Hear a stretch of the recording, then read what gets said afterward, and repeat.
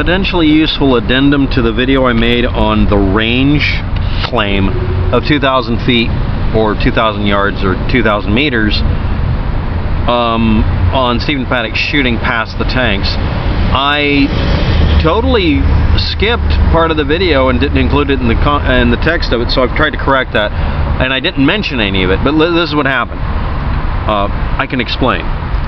On Stephen Paddock's note, the actual note, not the Laura Loomer one, which someone has told me actually has real math in it. I didn't question that, I just zoomed in on it and realized it was computer generated. So it's not a handwritten note. But the real note that was left by Stephen Paddock with his chicken scratches has numbers on it that if you look them up and you're generous by saying they're either inches, feet, yards, meters. Meters are used for ballistics charts, but so is yards, feet, and inches.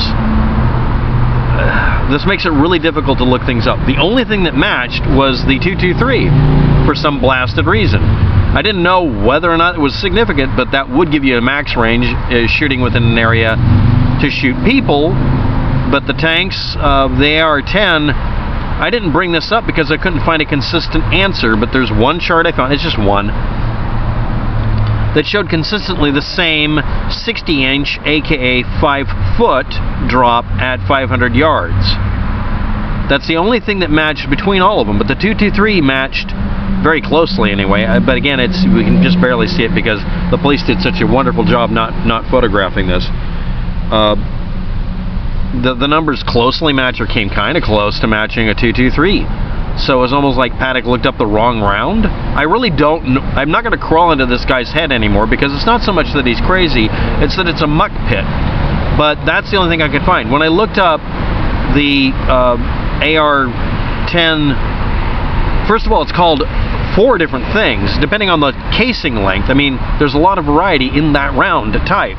But the gun he used specifically was a NATO, oh god, I'm trying to remember, I'm not going to, 7.62 by 5.8 or 5.1 millimeter. I found variations. You can get the thing chambered in whatever the hell you want.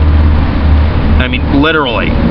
Okay, but anyway, the reason I'm bringing this up here in this video isn't so much a correction. I mean, I thought I screwed up for a minute, and I'm like, wait a minute. And I tried to find my notes, and I'm like, oh, there's my notes. In a wrong text file. I threw the wrong text file up. The preliminary notes were 223 and 556, but in cutting and pasting them into the YouTube video, I ended up making another text file and forgot the other part.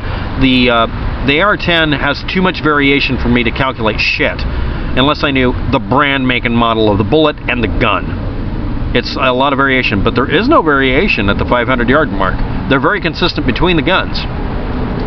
They have more energy for the AR-10 because it's a bigger ass bullet. I mean, it's really a big ass bullet. It's like 30% larger in diameter, and it's scaled. It's a scaled up version of 223, kinda. I mean, don't quote me on that because again, there's way too much variation.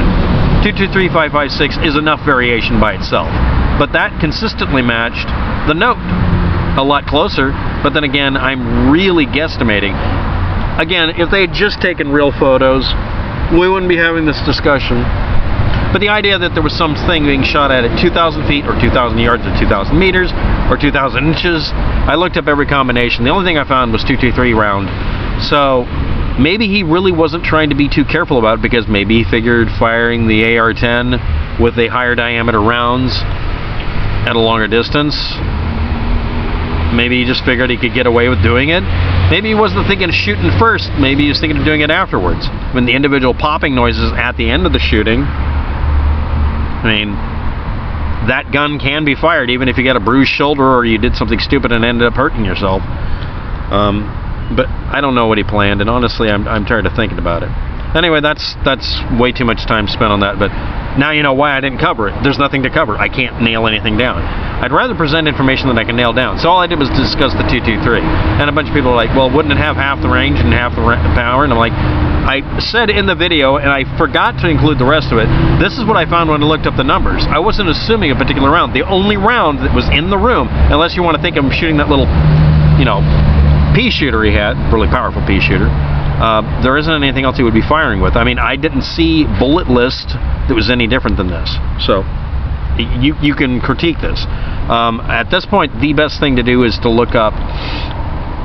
I'll include the link in that video and this one to Mr. Visual doing an evaluation of the actual impacts, because all we have to work with is the impacts. Someone has said, what would have been shot beyond that? There is a photo from that window. I'll try to include a link below in the video, and I'll just type out my evaluation, but what would be shootable beyond that, according to one person, was another fuel tank, which is not going to do any good, or the planes.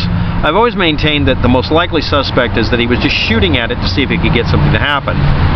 And he shot in the wrong location. You'd want to shoot as low as possible on the tank so it would leak, fill up that area, and pour out fuel, draining the fuel. I mean, it would eventually cause a problem, but a hole that big isn't going to drain a big-ass tank like that fast enough. I don't think Paddock was really... I think Paddock was stupid sometimes about some things. The only thing I can think of him shooting beyond, beyond just shooting those tanks and the people, would be shooting the airplanes. But small caliber rounds hitting a airplane wouldn't even depressurize it. You'd have to hit the engines or a fuel tank, and even then, again, there are thousands of gallons of fuel. They can fall out of the sky hours later. Sorry. Unless you hit them with a missile, it doesn't really take them out. There have been incidents... I can't find them. That's the other thing I didn't include it. I tried looking up incidents of people shooting commercial airplanes in other countries during wars. They don't even list them. They get a bullet. Oh, okay, somebody shot us. Okay, they managed to get a lucky hit. Okay, I mean, you might get one hit. They patch the hole. They fix the thing that broke. If it hits a pump, they usually have redundant pumps. I don't think Paddock thought that... Paddock? I don't think Stephen Paddock thought that far ahead. I think he was just figured out that he could shoot the people. He might have wanted to use the scoped AR-10 to shoot people, but he might have figured out that he set the sights wrong and gave up. I mean, we don't know. It's not like he was vlogging this and taking notes, which would have been helpful. So anyway, I put a video up about people needing to stop lying about Rikako Aiki and other people. That person did not get acute myeloid leukemia from a Fukushima plume that was 161 miles north of her. She was nowhere near it. There was radioactive material detected in the area where she was at one point. But at the time she was there, she was nowhere near it. She was not able to get anything from Fukushima. Most people left the area or went out. I mean, oh, we have an alert in the area? Okay. Where everybody in Japan wears these face masks, and this is leukemia. This is myeloid leukemia. This is bone cancer, blood cancer. You'd be more likely to get a lung cancer or skin cancer or digestive tract cancer. It's based on inhalation and absorption. It's not based on you were exposed to radiation from a plume a mile above you or 100 miles north. But anyway, a New York City chemtrail activist who's totally not unhinged said this, in all caps, of course. So we have to, instead of screaming it, we're going to go high-pitched. Very stupid video! Totally ignorant! But I left citations. Where are yours? Video made by an idiot! Okay, I'm an idiot. Fukushima! You hashtagged? Fukushima! Is global radiation death every day? No. No, it fucking isn't. I'm on the coastline, that beautiful squirrel by Dana, and what was his name? Bitchford? The other asshole says is being nuked and irradiated. It isn't. Ever since then, 3/11/11. Yes, it's like 9/11, only it's 9/11 light for you guys. Really light. Millions of people got sick and will keep getting sicker. No. Just no. There isn't any sign that this actually did any of that. We got lucky, and I'm starting to think some of you are really sad that we didn't die. I mean, some of you have really, really malevolent attitudes towards humanity. Why is this creep waptek posting this useless video? The video I posted told you where she was when this happened, and that she was not downwind of anything. You can't claim that people off of this side of the map are downwind of something, but this person has to be as well on the same day. If the wind shifted, people ran away. Oh, okay. There's this toxic cloud heading exactly towards me. I'll sit here. That's not what people did. they would seal up their house. There was a video of people going outside of their house and just putting storm windows up, plastic storm window material for emergencies. They don't use it for what we do here in the United States, but you literally seal up the place and close the window and seal it on both sides. And you, what we did where I grew up is the plant. Yes, I grew up near a place that would have toxic waste dump material. It was a nerve gas storage area. It's gone now, by the way. The nerve gas, not the people. We had a plan to seal up with storm. It was a storm kit. Seal up every window and door. We had screen doors, so you could seal them up pretty good, and just seal them on both sides. Just stretch the plastic top to bottom on the door, and then close the damn door. That's 90% of the work. And if it's a normal door, you don't have to do that. You just put a seal over it, which is where you put a layer of tape facing you with a sticky side facing you and seal it up, and then press it in.